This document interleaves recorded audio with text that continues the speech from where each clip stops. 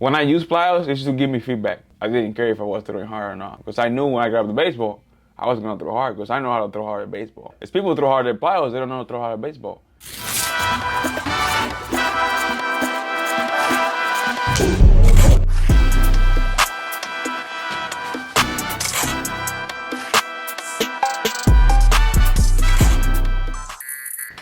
Guys, we're back. Yep, we're back, man. Good morning. Good morning, good morning. God bless America. Is this episode number 8, number 9?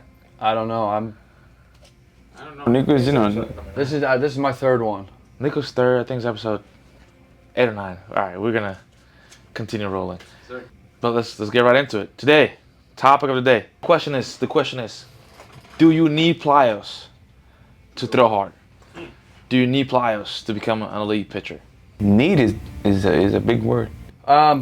I was thinking about this in a sense of my experience. Plyo Balls weren't really around whenever I first got drafted. They weren't a staple in anybody's programs. They were more so used to just get loose. Mm-hmm. There was no thought behind the Plyo Ball, right? Now, this facet, this part of my career, the second chapter, do I think Plyo Balls can make you throw harder? I don't know. I don't necessarily think that like it's the end all be all, but I have this thought in a sense of we work remotely, right? So it's really hard to get our hands onto a lot of our athletes, right? So like for me, I think the younger athletes that don't have recognition or an idea of what the throw is properly supposed to be like, I don't really think Plyo Balls are truly beneficial for them, because it needs to be, hey, go be an athlete, go figure out how to throw, go long toss, go see how hard and how far you can rip a ball.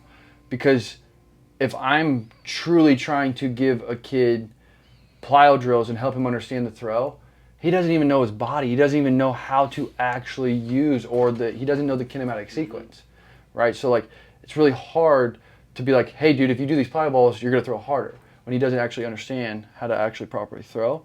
But then vice versa, I have a guy with the Yankees who knows the throw, understands how to move, understands what to do, to where for him, the Plyo Ball isn't more so to help him throw harder, it's actually to help him feel the proper position. That way he can actually time it up in the delivery. So, which I've seen, he's had success. Like we just talked about last night, his velocity is way up out of the bullpen.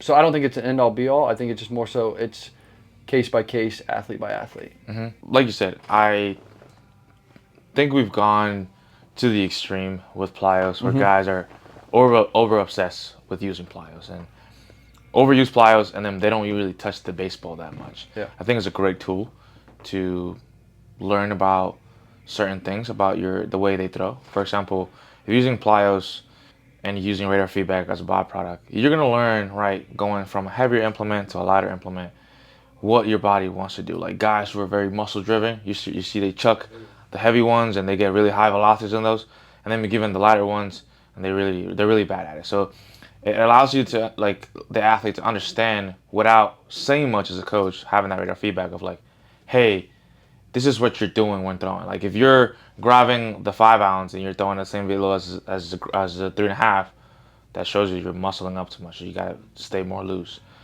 So using it as a tool to help you understand what's going on, I think it's great. But guys have gone to the extreme where like, all right, I'm gonna get my plyo testing numbers up. I'm gonna get my yellow ball to 92. I'm gonna get my gray ball to 97. And then they're like, all right, I have all these great numbers in Plyos, but then we grab a baseball and it's non-existent. It's like, well, you don't throw plyo on the mound in the game. So you have to make sure that you're getting the amount of throwing the baseball necessary to make that translate. As well as saying, you don't actually need them to learn those things. Like, we had guys throw 100 before Plyos even existed, like you said. So it's, what are you trying to get out of it? I think understanding, like, when we're doing Plyos, especially here at Tread, we use Plyos to, like, hey, repattern things, where you're throwing to a net, you're throwing to a wall, there's a lot less variables in play. So we could actually use that time to, let's make some adaptations by using drills that will make your body adapt to this pattern. But you could do that with a weighted baseball. You could do that with a regular baseball. You could do that with a softball. You can do whatever you want. The thing is that you don't need plyos. They help a little bit, but they're not needed. And I think that's what guys don't comprehend sometimes.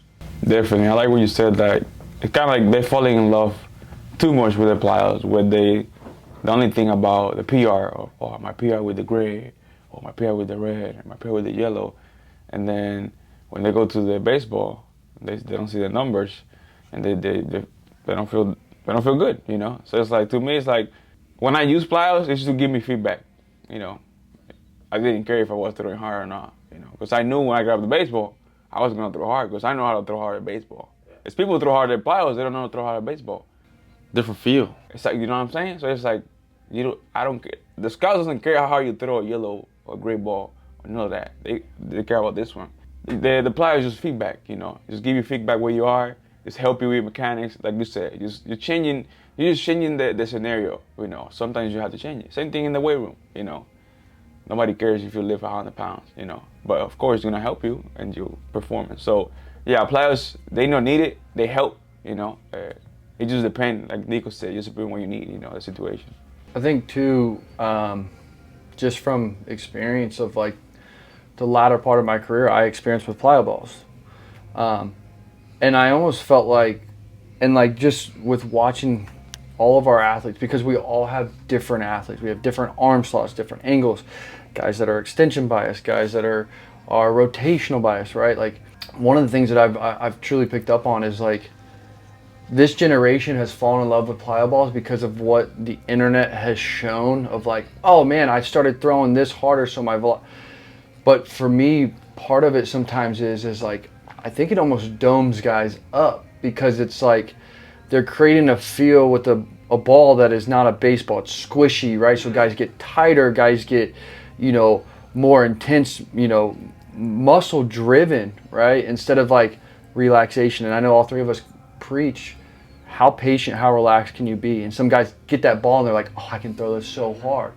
But then they get a real baseball in their head or in their hand, and it's like, oh man, like how do I do the same? So then they're trying to go back to what they're doing on the plyo wall to replicate that. In reality, it's like, no, that is just training the muscles and the body to understand the correct positions. And then when you go throw, you need to be athletic as possible and not be thinking about every position. Trust the pre-work that you did, set the foundation to then when it's time to throw a baseball, go be a kid, go be athletic, pretend you're playing shortstop. I mean, I think the way I learned how to throw the best was, I remember after my Little League games or before my Little League games, I'd be playing wall ball. When me and the boys are playing wall ball, we're throwing the ball against the wall, we're scooping it, we're throwing it underhand, we're finding different arm angles, but we were being an athlete. We weren't thinking about, hey, was my arm in this position, or does my torso, it was just be free. And I think sometimes guys get a little bit too domed up because they want to be perfect with plyos, but then when it comes to baseball, they're all over the place. Yeah.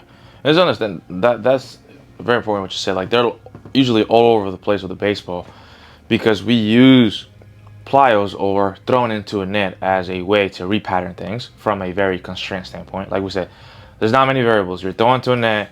It's simple. I think it's easy too for guys who don't have people to play catch with. That's why plyos can be convenient. Like, hey, I need to play catch with somebody, and you don't have that. You're in the middle of nowhere in North Dakota. Hey, a couple plyos are gonna come in handy. But guys lose the feel because they're trying to now think about positions of the body when they're throwing to their partners. Well, now you understand there's a bigger variable now. The ball's different. You gotta throw to somebody. You gotta hit him in the chest. So like, if you're thinking about where is my left pinky compared to my right eyebrow and my right ear, the ball's gonna go everywhere. Your pattern's gonna be off. So that's where, like you said, just being an athlete. Like, when you're working on stuff in the plyo, you're working with stuff to repattern stuff. When you go into your catch play, it should be just flow. Just have some swagger. Just do athletic stuff to let it be. The athletes I've had here that have the biggest transformations in regards to like velocity jumps are usually shortstops or outfielders made into pitchers. Mm-hmm. And at the beginning, they want to be pitchers. They want to be robotic. They want to be like, all right, this is what I want to feel. I'm like, dude, no, like, you're doing the same thing you're doing in your position. You're just from the stretch now. Mm-hmm. Just be athletic as possible. And they're like, oh, is that it? I'm like, yeah. And it clicks and they get it. It's like, and the more athletic they are on the mound, the better things flow. So it's like just preaching athleticism, preaching ways of like how can the pattern stuff that you're working with the Plyos or throwing into a wall can help you over here, but not getting over obsessed with that it messes things up. Definitely. One thing also, when you talk about the net, a lot of guys create bad habits, you know, cutting the ball. I think my biggest one when the throw is so low. Yeah. Like, bro, where you throwing the ball? Like, who's Biting like, it right in front of you. you're creating the same habits when you play catch. It's like everything is out here and out here and out here. So a lot of guys, they're not educated enough to know how to throw a Plyo into the net. So if you're throwing somebody, you ain't gonna throw it right here. You have to throw it over here. But they don't understand that, and they want to throw it low. And like Nico said, you start squeezing the ball and all that, and then when they grab this one, everything is different.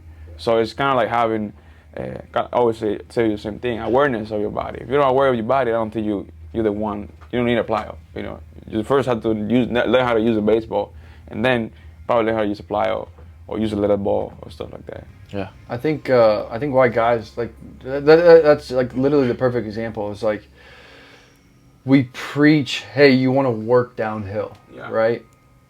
And the problem is like guys don't understand that like your torso is what sets your arm slot, right? Like your arm slot is not like you're not trying to force your arm to the slot. Your torso angle sets the arm slot. So when we say downhill, right, we have the slope.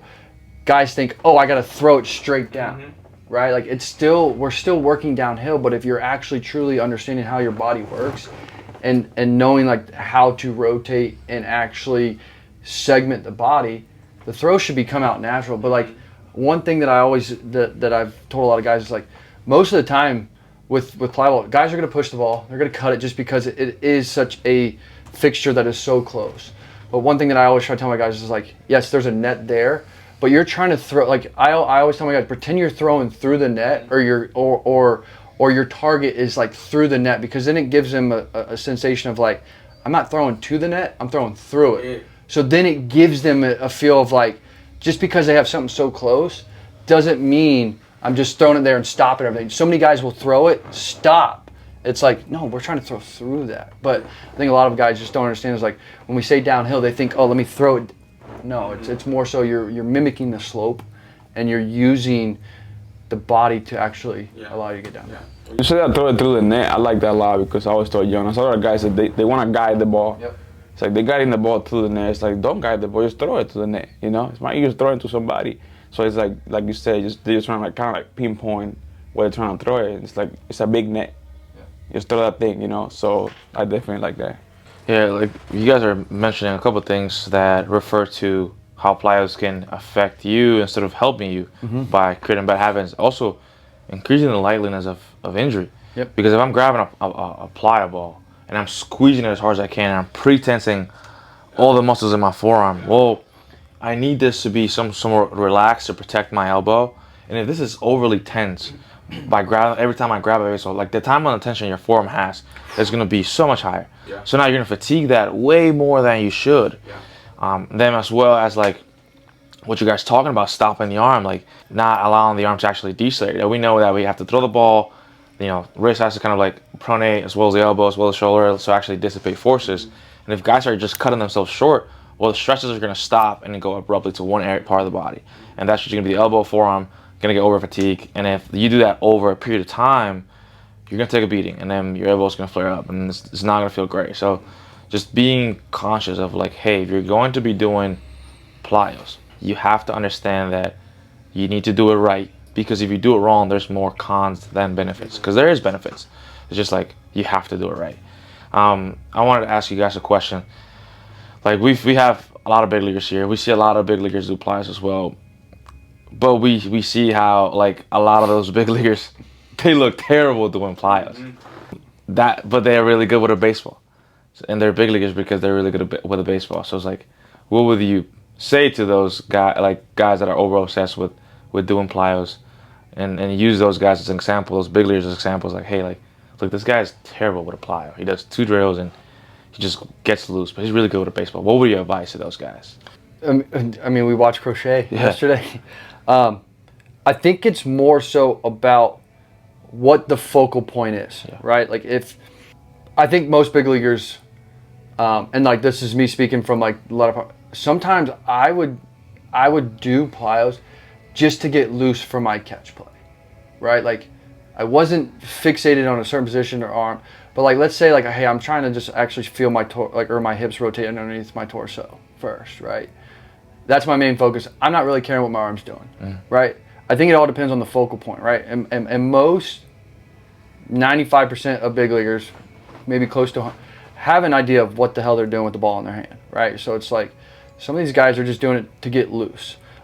And I think the biggest thing is like, if it ain't broke, don't fix it, right? So a guy throws 95 plus already, but he looks terrible throwing plyo balls. The plyo balls aren't the main objective. Him throwing 95 plus is the main. So if he's doing it and like there's some things that you don't, then it's almost like, all right, like let me maybe ask him what his thoughts, what he's feeling for right here. And if he gives me an answer that I think is reasonable, all right, cool, then do your thing. But if it's like, hey, I'm trying to get my arm in a better, but then the arm is low or late, maybe address that some way. But at the end of the day, he's a big leaguer, right? Those 95 plus or, you know, has really outlier stuff. So I think it all depends on the context of what he's going for. If he's trying to feel lead leg block or, you know, feeling himself actually hit the brakes. Like, I think it all depends on the context of what he's going for. 100%. When you said that, I also thought about like, to me, like when I do plyos, or I see the big leagues doing plyos, it's like taking your arm for a jog, you know? Like you said, you're just trying to get loose before you throw, you know? Like a dynamic warm-up for you. Yeah, just that. It's like, let me just swing a little my arm, let me get the feel for it, and I'm ready. So sometimes that's why I see those guys. They know what they're doing. They're just trying to get, you know, some blood flow. So it's like someone doing some plyos, doing some plyometrics, doing like a sprint for the arm. So it's just that. And I feel like you said, guys just get too serious with the plyos where they forget, you know, the job, the focal point, which is throwing the baseball. So, yeah. I think, and I'm going to, you know, shout out one of our athletes, Johnny Ray. Johnny Ray throws 98 to, you know, 99, almost 100. You watch that guy throw plyos and you're just like, He's like, what? whoa, man. Like, all right. Like, What is going on? but then you see the guy get on the mound and he's an absolute demon dog. Yeah. And he's got that FU mentality. So it's like, do you really like make that big of changes to a guy's plyos? Because if he goes out there and performs, there's no reason to sit there and be like, hey, dude, we got to fix this drill. We got to fix this position. But it's like at the end of the day, like if he's performing and it's showing and his stuff is going out there, hey man, like you tell me when you need my help. Exactly. You sit back, you watch, and it's just like, yeah, you maybe take mental notes of where if something does get out of whack, say in a live BP or in a game, maybe reiterate that like, hey, we got a little bit lazy with this. But at the end of the day, if he's going out there throwing 95 plus and punching people out, man, you sit back and just watch and go, I don't know how he does it, you know? Yeah, it comes to, you mentioned this in our last podcast, and if you haven't watched it, please go watch the last podcast. It was fire. Talking about knowing your body. Yep. Older guys know their body. And that's when guys use those plies to let it loose. You know, just get the arm loose, just get it moving. Let's not go crazy with it, and then translate everything into the catch play. Guys have a comprehension of their body, so it's like, if it ain't broke, don't fix it. If you're hitting 400, like I compared to hitting, because I was a hitter, and it was like, if I'm having a great streak at hitting, I'm not going to the cage and taking 100 swings. I'm taking 10 swings and I'm out, because I'm feeling good. Yep. It's the same thing with throwing. If you're feeling good, if you're on a streak, if you're throwing hard, hey, let me do the thing I need to do, get my arm ready to go, but let me not overdo it. And guys get over obsessed with overdoing their plyos. Oh, I got to do 5 throws with this ball and 5 with this one and 5 with this one. And then you know you got 65 throws, and then you're just overdoing stuff that you really need. If you feel good, dude, just throw a couple and get moving. Now, if shit's feeling wanky, hey, let's spend some time doing constraint stuff, right? Doing stuff that might help you out. Kind of like find your groove again. Because if I'm in a slump hitting, I'm going to be in the cages for a little bit of extra time, trying to find my groove. But once I find it, I'm good. I don't need this much. So it's like case-to-case scenario. Like, if you're feeling good, dude, take it easy. Like, just go perform with a baseball. If you need more time, well, take more time fixing what you need to fix. And I think we always give it a plug, but shout out to Tread, because this is where we come in handy, right? Sometimes, even ourselves, even I myself when I'm throwing, like I'm doing stuff and we have so many coaches here, like Nico, Welly comes up to me and he's, hey, John, your arm's getting left behind. I'm like, oh, dude, appreciate it. I didn't feel that. Just having somebody there to guide you is super important. I think that's why we are here, kind of that resource for guys that are lost, that they don't know what they're doing. They don't know the habits of doing good plyos. They don't know what needs to be done. We're just there like, hey, dude, if you do this, I think you're going to be better. Hey, do less plyos, do more plyos. That's what we are here for. That's what Trey's here for, to guide those athletes to be better. So how exactly does remote coaching work? You will have unlimited access to text and email your coach, hop on weekly FaceTime calls, and receive regular mechanical and training updates. Each day, your plan will detail exactly what to do from start to finish, with instructional videos for every single throwing drill, mobility routine, and lifting exercise. Nobody's going to do the work for you, but we can show you the path to get there. It's your career. Let's get to work. I think, and I think that is perfect in a sense of, I had a conversation with a guy on a call yesterday. It's the same way, like, when you're on the mound, right? Like, you always hear this cliche saying, it's you and the catcher, nobody else, right? You block out the noise. In reality, when the catcher puts down a sign, it's a suggestion, right? Because in reality, you're the one that's in charge. Nobody plays until you throw the ball, right? So if you don't like something that the catcher puts down, right, like, and you're convicted on something else, if you are convicted, then the results you'll have less thought instead of second guessing, and I think that goes hand in hand with what we do here at Tread. Everything we do, like, because if we had all the answers, I mean, dude, we'd all be, doing something crazy where it's like, hey, you do, like, if I need sidearm or a guy that, whatever the case may be. But what we do here is it's suggestions, right? Because sometimes what we give a guy might be right, sometimes it might not be, but at the end of the day, it's all about trial and error, because we're trying to help guys understand who they are and not, like, there's no perfect throw, right? And I had an athlete reach out to me yesterday. He's like, can you send me a video of you, dropping into the slope and how you... And I remember I sent the video yesterday, and I was like, listen, I'm going to show you, but your body is not the same as mine. The way that I move is different from you. So I think a lot of these guys sometimes, like, see things and they try to be perfect when there's no perfect way. It's, you need to figure out who you are and how your body moves. Then that's where the success comes from, because now you're convicted on what you're doing, not what someone else is doing. Yeah, it's like we know where we need to get to. Right. The path to get in there is completely different for right everyone. Exactly. Like, you see guys who, let's say they come in and they start the program on the same day, and they have similar issues. One gets the results in a month, the other one gets it in a year. Well, it took a longer process. The guy took it took longer time with that guy that took a year to get to the same results, because he maybe had more deficiencies. Yep. He probably had less range of motion in the next part of the body. He had, like, bad habits that he created over a long period of time. So it took longer to break those bad habits compared to the other guy who got the results in a month, because he's probably a black canvas. He just was throwing for throwing, and then whatever you gave him stick right away. Yeah. So they get to the same result. You see it all the time. They get to the same end result, but how they get there is different, and that's where the trial and error comes into play. We're like, hey, try this. It doesn't work. All right, let's pivot. Let's try this different cue. Let's try this different thing. We know where we're going. We're just not throwing shit at the wall. We're just trying different things to get that same end result, if that makes sense. 100%. And I think that's, like, what guys don't understand. And I think we do a good job of trying to help athletes understand, but I think sometimes athletes frustrate themselves because if they don't see a result or a quick fix in a day, they want to jump to the next thing. And I think the biggest thing that I try to preference to my athletes is, you want change to happen, you have to stick to a consistent routine and stick to consistent feels. Because like I said, if we hit on a position that feels really powerful, right?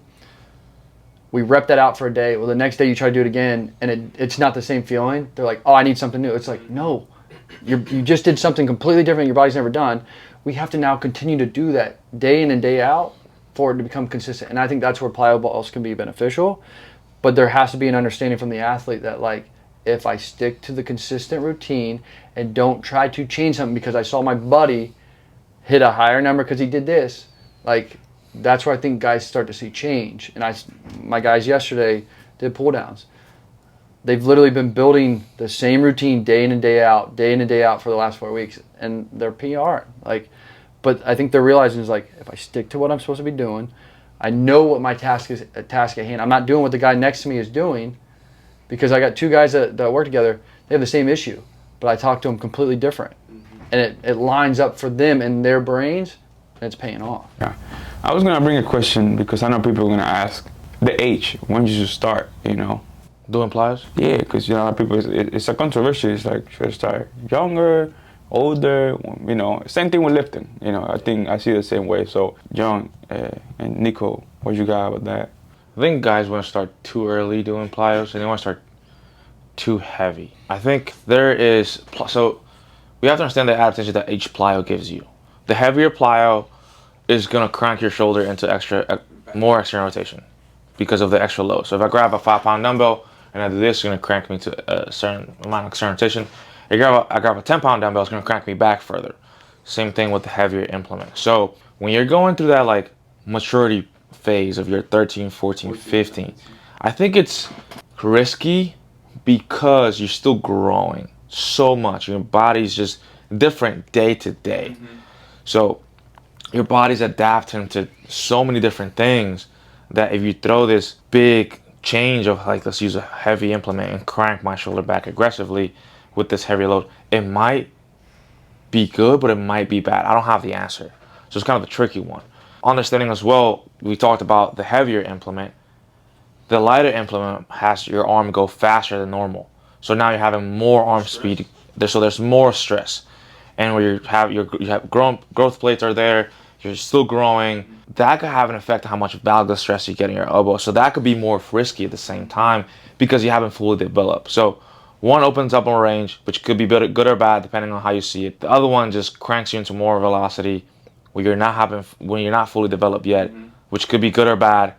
So it's like, I personally think you should wait a little longer until you're slightly more developed, so you have a foundation. Like, you're not gonna sign a professional contract at 14, so should be doing heavy Plyos and all that stuff that early on. I think you could throw more baseballs. Hey, throw more baseballs into a net, or go and if you're gonna do Plyos, use a 7 and the 5, which are the closest one to the baseball, where it's not gonna be that big of a difference. If that makes sense. That's my opinion, and I think I could be wrong with that, but it's more do things that are closer with the baseball. Do drills if you want to like fix your patterns as a 14, 15, 16-year-old, and do that with a baseball. And then once you feel like, dude, I'm mature enough, I'm slightly stronger, right? I feel like the base of strength is there. Well, now let's throw some more stuff at you so your body doesn't go crazy. Yeah, no, I think it depends on the athlete, right? Like we do have some athletes that are 15 years old that are physically developed. Like we're seeing younger athletes way bigger than what we used to. But also I want to give a shout out to the Dominican, right? Like and Latin America does it differently, right? Training's different. You guys don't have Plyo balls, right? It's more so you're going out there, you're throwing, you're doing towel drills, you're actually doing things to build strength the proper way, right? Like you're out there, doing towel drills, you're doing shoulder tubes. Like, I've been there, I've seen it to where like, I think it all depends on who you are, right? Like, and all depends on what you have access to, right? So if you're an athlete that truly try to get into pitching and you're not physically developed, training and getting stronger and getting more proprioception of your body is going to be beneficial. But then, like, if you're a physical, demon at 15, 16 years old where your body's kind of developed, you have some strength, you can kind of mess with certain things. But, like, I think the reason why I wanted to give a shout out because, like, I think you're not giving yourself credit. There's guys at a Dominican that signed at 16 that are unbelievably good. And they don't do Plyos. Exactly. Yeah. But they do weighted baseballs. Exactly. And the weighted baseball is a softball, which is 6-7 ounce. Bingo. But you're building proper patterns by actually truly throwing a baseball or a softball. Yeah. And not over tensing at 14, 15 years old with a Plyo baseball, right? So, like, that's why we see some of the Dominicans at 14, 15, 16 years old throwing fuzz because they're doing everything naturally with a baseball or a softball. They're not hyper fixating on, I got to be my hips closed and all this. But it's just more so, I'm training to get better every day, but I'm doing it with a baseball with the softball in my hand. Yeah. When I remember to this day how I started throwing harder when I was going through that 15, 16 age. It was they gave me a softball and they were like, "Hey, your objective is to throw it as far as you can." Yep. And you're doing that 2 or 3 times a week, and then you're just trying to get the distance further until like I was throwing it out of the ballpark from the left field line over the center field wall, and they were like, "Hey, now you have to go corner to corner." And every time, like, all right, let's make a line where we made it to distance-wise this week or this day. Hey, next time around, just a little further, a little further, a little further, and you do that for X period of time. And then when you grab a baseball, you're like, all right, it's the same thing. Just throw it farther. If you're throwing it farther, you're throwing it harder. Yep. That's your measure right there. You're not we're not thinking about, my glove arm or my hips. You're just trying to make that thing go further. Yeah. And then once you grab a baseball and put a gun on you, you're like, damn, I'm throwing 5 miles per hour harder. Yeah, because you were just fixated on an objective goal. Throw this thing as far as you can. Your body's going to adapt to it over time. And I think that, like, the last thing about that is, like, think of Alan Jaeger, who started Jaeger bands, right? His big thing was bands and long toss. Long toss, nice. Right? Yeah. You know what I'm saying? Like, it's like, how far can you long toss? Easy. Bingo. Like, how far can you throw this baseball as easily as possible? It's the same thing when you get a guy on the mound. Hey, how easy can you flick 85? How easy can you flick 90? And I think that's like some of the lost art because of Plyo Balls that have taken over, right? To where it's like today I'm taking my athletes out to Ramblewood. Yeah. Hey, go be dogs. Go be athletes, man. Like, see how far you can stretch it out. But, like, let me preface this too. It's like, not everybody needs long toss. No. Right? So, like, I want to make sure I say that too. Is not everyone needs long toss, because if you're a sub-arm guy, sidearm guy, you're beating the purpose of how you're trying to throw, right? Yeah. But at the end of the day, there's still something about going outside and seeing how far you can toss it and having fun with it. Absolutely, 100%. Look, you've mentioned about the sidearm guys. Everything is case dependent. We have this podcast talking about how plyos are not the end-all be-all. We use them all the time. They're a great tool. Yep. We use long toss all the time. It's a great tool. But some athletes need it more. Some athletes need it less. That's what we have to make clear when we're saying all of this. It's case dependent. We give it to who needs it the most and who's going to benefit from that. We always cooking, brother. I mean, I'm telling you, you put 3 minds like this together, man. You never know what you're gonna get. I will say this: don't ask me for any bunting advice. Yeah, don't ask me for any bunting. We got him on the intro. Yeah.